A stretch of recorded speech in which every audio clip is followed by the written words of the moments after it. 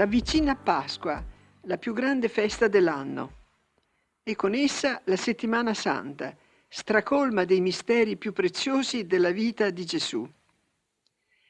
Essi ci sono ricordati soprattutto il giovedì, il venerdì, il sabato santo e la domenica della Resurrezione e rappresentano per noi altrettanti aspetti centrali della nostra spiritualità. Che cosa vivere allora nell'appressarsi della Settimana Santa e durante quei giorni benedetti? Io penso che se viviamo la Pasqua, se lasciamo vivere cioè il risorto in noi, abbiamo il miglior modo per viverli tutti. Affinché il risorto infatti splenda in noi, dobbiamo amare Gesù abbandonato ed essere sempre, come noi diciamo, al di là della sua piaga, dove la carità è regina.